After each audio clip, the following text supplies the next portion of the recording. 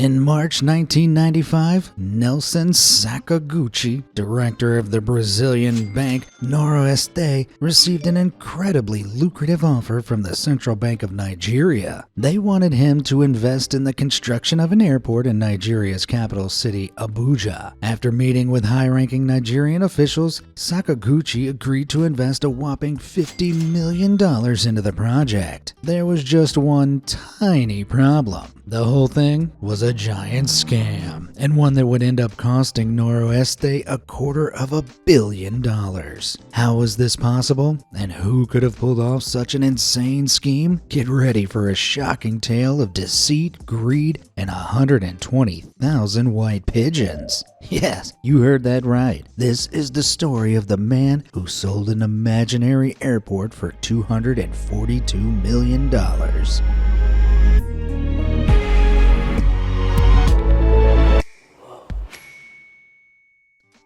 Just 4 years after pulling the biggest con of his life, Nigerian businessman and criminal mastermind Emmanuel Nwude was one of the wealthiest men in Nigeria. He spent lavishly on cars, businesses, and mansions all over the world, and to an outsider appeared to sit at the pinnacle of corporate success. Little did anyone know it was all built on a massive scam, and it wouldn't be long before this wily con artist's empire came crashing down around him. But before we get to that, we'd better start at the beginning. Who exactly was Emmanuel Nwude? Not much is documented about his early life, but we do know Emmanuel was born into a modest family in southeastern Nigeria in 1955. Despite growing up without any formal education in law or finance, he became a successful businessman specializing in real estate and car sales. With a growing list of connections, seemingly natural talent, and a heap ton of charisma, Emmanuel had become director at the Union Bank of Nigeria by 1995. Pretty impressive resume, yet he dreamed of something greater, something he couldn't achieve through legal means. So, with help from an accomplice, Nesribe Okoli, he devised a plan to pull off one of the biggest bank fraud crimes in history. His master scam started with a simple fax to Nelson Sakaguchi's office in Sao Paulo, Brazil. Okoli sent the fax claiming to be one Tafita Williams, the director of budget and planning at Nigeria's Ministry of Aviation. He wrote that they were interested in pursuing Noroeste Bank as a potential backer for constructing an international airport in Nigeria's new capital, Abuja.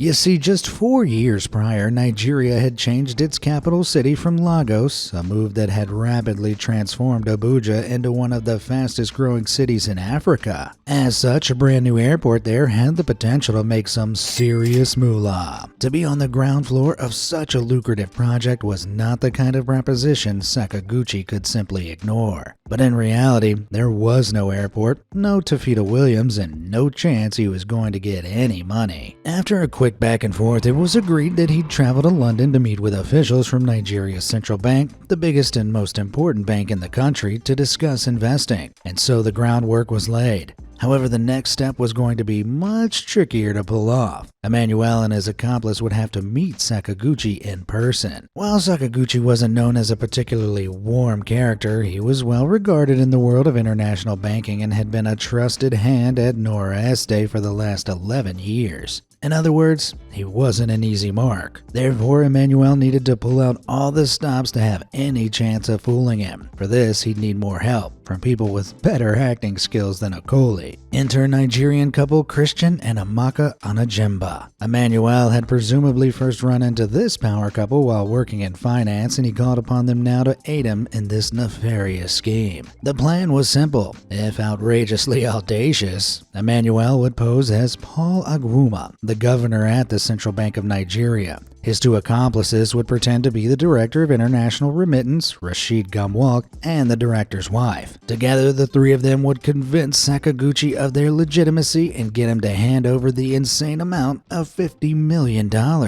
Crazy, yes. But could it be so crazy it actually worked? There was only one way to find out. Emmanuel, Christian, and Amaka boarded a plane to London, ready to attempt one of the most insane scams the world has ever seen. But before we get into the gritty details, why don't you head down and hit that like and subscribe button? That way you'll never miss out on any utterly bonkers stories like this one again. Right, where were we? After arriving in England, Sakaguchi stepped out of Heathrow Airport to find a limousine parked outside waiting for him. It had been sent by Emmanuel to pick him up and whisk him off to a luxury hotel for their meeting. Just one of the conniving conman's tricks to convince Sakaguchi of how legit the whole thing was. Once he got to the hotel, a heavy-set man and his two companions greeted him. The man introduced himself as Paul Aguma and handed Sakaguchi a business card. Of course, the card was a forgery, and Paul Aguma was actually Emmanuel Nwude, but Sakaguchi just smiled and accepted it. Hold on, how could Noroeste's renowned director fall for such an obvious trick? Well, it wasn't obvious. This was in 1995, way before the days of Google and social media, so it's not as if he could have pulled up a photo of what the real Paul Aguma looked like before the meet. Sakaguchi knew Aguma by reputation, and this man looked the part, acted professional, and had even sorted the limousine and hotel. He had to be the real thing, right? Plus, he had the director of international remittance and his wife alongside him. The dollar signs were firmly in Sakaguchi's eyes. After exchanging pleasantries, Sakaguchi followed the terrible trio to their suite, and from there, Emmanuel began fleshing out the exact details of the project. With his accomplices backing him up, they provided a wide array of forged documents with government seals and letters of authorization. These, coupled with Emmanuel's legitimate experience as a director at the Union Bank, all helped to lull Sakaguchi into a false sense of security. Then they hit him with the figure. They wanted the huge investment of $50 million into their new airport. Considering Noroeste only had around $500 million total in capital,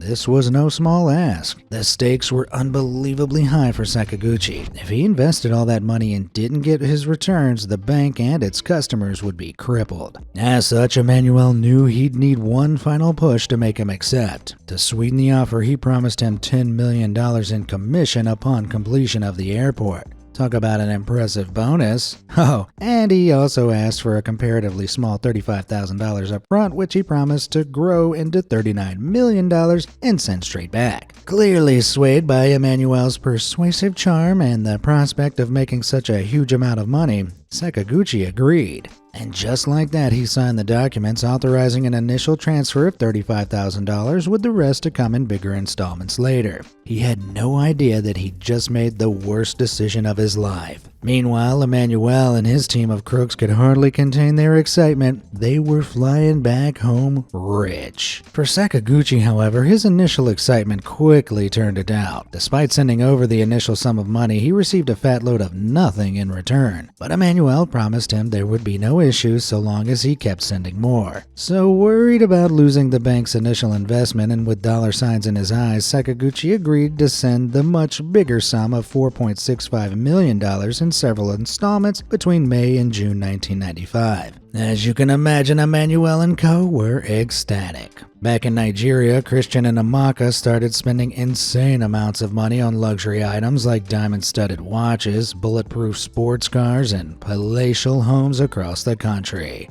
Amaka became something of a socialite, mingling with other socialites and politicians and loving every second. Emmanuel, on the other hand, was more ambitious with his sudden windfall. While the other scammers had bought some real estate, he focused on buying lots, not just in Nigeria, but in North London and Southern California as well. It wasn't long before the crooked business mogul had built a sprawling empire of properties using Sakaguchi's steady stream of income as a resource for making even more cash. Oh, and did I mention he managed all of this from the penthouse of an 11-story high-rise he owned in Central Lagos? Honestly, he's starting to sound more like a cartoon villain than a real person. But Emmanuel wasn't satisfied with just being rich. He also wanted political influence. Leveraging his fortune, he started shaking hands with some of the most powerful people in the country, all of whom either believed he'd made his money legitimately or looked the other way. He became a key financier for certain Nigerian political parties and supposedly developed a closer relationship with the country's then vice president, Abubakar Atiku. Meanwhile, the Noroeste funds kept pouring in. Over Over the next few years, Sakaguchi was squeezed for as much money as possible. When the initial $50 million investment was fully paid, Emmanuel simply invented fake roadblocks on construction, ones that could always be solved by even greater injections of cash. Whether it was to resolve facilitation fees or to pay bribes, every new reason played on Sakaguchi's ignorance of Nigerian construction. But wait, I hear you ask, wouldn't Noroeste's board of directors have smelled something fishy at this point? Well, they might have if they knew any of it was even happening. Sakaguchi had kept the entire project a secret and taken steps to hide every transfer of money. Transactions above $6 million would have needed approval, so he simply transferred smaller sums of $3 to $4 million at a time so no one would know. But why didn't he tell anyone? And why did he keep sending money without any proof of a return on his investment? Well, we can't say with 100% certainty, as he's never said himself, but it's safe to assume it was a combination of factors. For one, greed. He really seems to have believed he'd be netting himself a personal fortune once the airport was built, and if he told people about it, that could have been jeopardized. Secondly, even after seeing no returns after the first couple of investments, he probably clung to the hope that he would eventually see them. The alternative was admitting he might have been bamboozled, losing his job, and facing prison time. A pretty terrifying prospect. The more money he paid, the harder it was to get out. Finally, Emmanuel was well known for his silver tongue. Who knows what sweet nothings he'd been whispering in Sakaguchi's ear to keep him quiet. It's free real estate. Regardless, the money kept pouring out into increasingly shadier accounts across the world. Sakaguchi deposited money into the Cayman Islands, the UK, Switzerland, Hong Kong, Nigeria, and the US. Okoli would then move the overseas money into Nigerian bank accounts, making everything appear legitimate. In Nigeria alone, the conmen had made 17 different accounts for shuffling their funds. This helped Emmanuel to make investments without fear of suspicion and obscure the real source of his income. As for the banks, despite the huge sums of money pouring in, they chose to ignore any red flags in favor of keeping their rich customers happy. It's impressive when you ignore how sinister it all is. However, the stress and pressure that came with sending all that money, keeping it a secret, and not receiving anything in return began to take a terrible toll on Sakaguchi. As his losses mounted and his despair and anxiety rose with them, he became increasingly desperate. At his absolute lowest, he met with a Brazilian Macumba priestess, a religion blending West African animism with Christianity. Her name was Maria Rodriguez, and Sakaguchi approached her for advice. Her solution was interesting. For the small payment of $20 million, Rodriguez would perform a protective ritual involving 120,000 white pigeons. You heard that right. She claimed it would protect Sakaguchi from fraudsters and improve his luck, something the banker clearly believed because he coughed up the cash using more of the laundered monies. What the ritual actually entailed and how much poop that many birds would produce, I'm unsure. But I do know one thing, it didn't work. 3 years after his meeting with Emmanuel, Sakaguchi had made 94 unauthorized wire transfers to 17 different accounts. The amount had ballooned to almost 5 times the original $50 million at a monumental $242 million. And it probably would have carried on spiraling if not for one unexpected twist that nobody saw coming. In 1998, the Spanish bank Santander started making moves to acquire Noroeste for $500 million. But first, they wanted them to investigate some inconsistencies that were showing up in their offshore deposit accounts. Why was half of the bank's capital stored in the Cayman Islands? Sakaguchi panicked. If the last 3 years of documentation got out, it would reveal all his secret dealings and the game would be well and truly up. But after several days of deflecting, it was no good. Fellow director Jaime Lopez had gotten sick of his excuses and during a heated argument grabbed Sakaguchi by the collar and demanded to see the bank's figures. Falling to the ground in resignation, Sakaguchi muttered, "You know, I have always had gambling in my blood." This was the moment. After years of cover-ups and under-the-table transactions, the once well-respected financier finally broke down and gave up the documents. Nobody was prepared for what they found. Looking through the last 3 years of overseas operations, it became clear to everyone that things were really, really bad. Almost half of Noroeste's bank total capital had been siphoned into what was clearly one giant scam. The airport that they'd supposedly invested all of this money into, it didn't exist. No work had been done on it at all. Sakaguchi was fired, but unbelievably that wouldn't stop him from falling for yet another of Emmanuel's lies. After his dismissal, he was convinced to send $250,000 of his own money to one of the fraudster's accounts in order to finally get his $10 million bonus. Wow. How much of a schmuck can you be?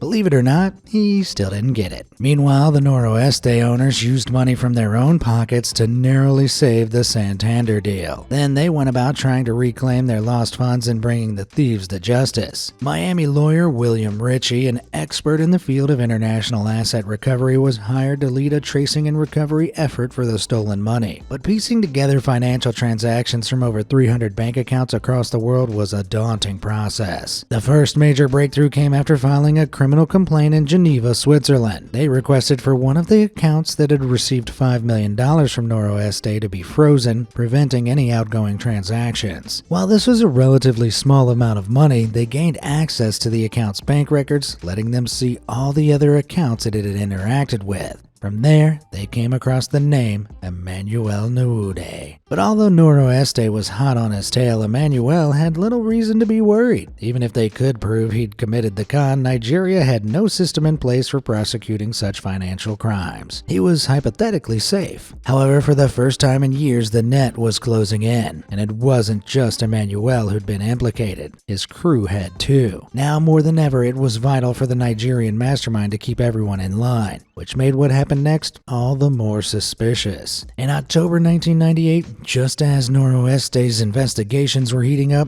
Christian Anajemba, the man who'd impersonated the central bank's director, had a brutal car accident that he didn't emerge from. Considering how intimately he was involved with the crime, there's no doubt Emmanuel would have been concerned about him talking. Was it foul play? We may never know for sure, but for the next few years it seemed Emmanuel was untouchable. Unlike Noroeste, in 2001 the company collapsed despite saving the deal with Santander. The blow to its reputation, coupled with the heavy financial losses, proved too much. The next year, it was Sakaguchi's time for retribution. In July 2002, the shamed financier was arrested at JFK Airport and flown to Switzerland, where a significant portion of the stolen funds had been laundered. After over a year sat in detention, he finally admitted involvement in the fraud in October 2003. Following this, he was hit with 6 charges of money laundering and sentenced to 2.5 years in prison. Damn, so you're telling me all those pigeons did nothing? All this time, Emmanuel was resting easy from the top floor of his high-rise. But that was about to change. The same year Sakaguchi was arrested, Nigeria established the Economic and Financial Crimes Commission, or EFCC. Finally, there was an agency dedicated to tackling the very crimes Emmanuel was responsible for, and taking down someone as big as him would be a major step in gaining international legitimacy. So, as their first major case, the EFCC began relentlessly pursuing legal action against the kingpin and his remaining accomplices. It didn't take long. In February 2004, Emmanuel, Nareen, and Amaka were all arrested and charged with a whopping 86 counts of fraud before the Abuja High Court. The EFCC also seized a swath of Emmanuel's assets, including his cars, mansions, malls, and office buildings. They even took over $4 million worth of Italian marble he'd collected. If there's one thing I've learned, it's to never trust someone who owns more than $1 million worth of marble. Despite their sudden change in fortune, however, Emmanuel and his crew seemed unfazed, with all 3 pleading not guilty to all charges.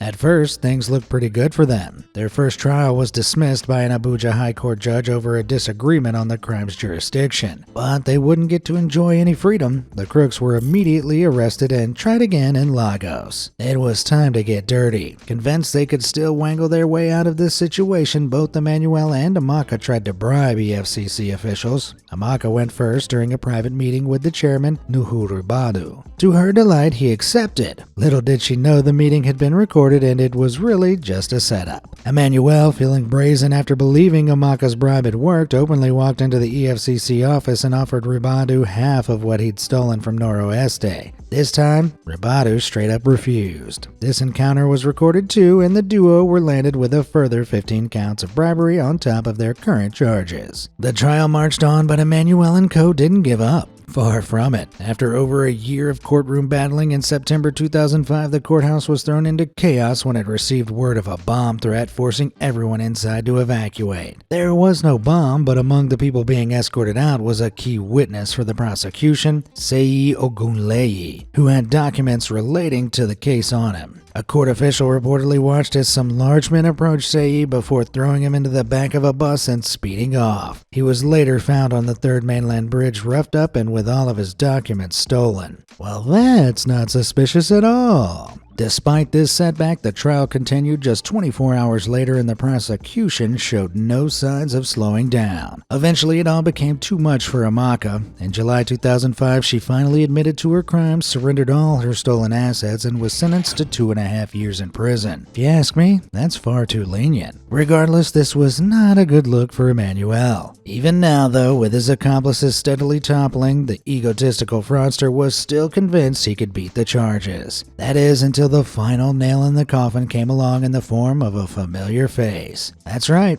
our man Nelson Sakaguchi was flown all the way to Nigeria to give testimony. As he told the courtroom how he'd been defrauded by the colossal con, it finally dawned on Emanuel that his time was up. After entering a plea agreement to secure a more lenient sentence, both he and Okoli both pled guilty and were convicted on the 18th of November 2005, putting an end to one of the largest cases of bank fraud in history. Okoli was sentenced to 12 years in prison, while Emanuel received a whopping 25 years. On top of this, his corporate and personal bank accounts were frozen and his properties were seized and sold to pay back the $120 million as restitution to Noroeste's customers. Finally, after almost a decade and countless hours of investigations, Emanuel was moving from a penthouse to the big house. Ah, justice. Feels good, right? Well, don't get used to it. While it might appear like he was sentenced to 25 years, Emanuel was actually sentenced to 5 individual 5-year sentences, all to be served simultaneously. Okay. So what, he only actually ended up serving 5 years? Nope, you can scratch that as well. Unbelievably, Emanuel only served a single year before being released in 2006. And remember all those seized assets? Just after his release, the slippery scumbag went back to court and managed to reclaim a load of them. He argued that he'd earned some of the seized money through legitimate means before the scam, so it was rightfully his, and somehow won with that logic. Some say to the tune of over $50 million. Man, that's one of the most frustrating outcomes possible, but it's not quite the end of this wild tale. So where are the big players now? Well, Amaka served her time and seemingly made good use of the political connections she'd built when she was a socialite. In 2016, she transitioned from life as a prisoner to that of a government official, becoming the managing director of the Enugu State Waste Management Agency. That's right, somehow she managed to get into politics. Politicians and criminals really are that similar, huh? There's no word on what Nezaribi, Okoli, and Nelson Sakaguchi are up to, but presumably they're keeping a low profile, which perhaps unsurprisingly is the last thing Emmanuel Nwude has been doing. In 2016, he was detained for his involvement in a land dispute that led to the destruction of police property and the death of a security guard. Yet again, Emmanuel got away with barely a scratch. He was granted bail after just 4 months in jail. Then, 5 years later in 2021, he was taken to court again, this time on 15 charges of forging documents relating to property fraud. It seems old habits die hard. When questioned about his past criminal behavior, he claimed he had no idea where the $242 million had come from. Wow. I mean, who hasn't had $250 million suddenly appear in their bank account for no reason? These things happen all the time, right? It's hard to say what Emmanuel will get up to next, but it's pretty obvious he's never going to change his ways. What do you reckon? Is he retired somewhere living off his ill-earned dollars? Or is he cooking up another scheme as I speak? Whatever you think, let me know down in the comments. I can't talk about this conniving weasel any longer. Thanks for watching.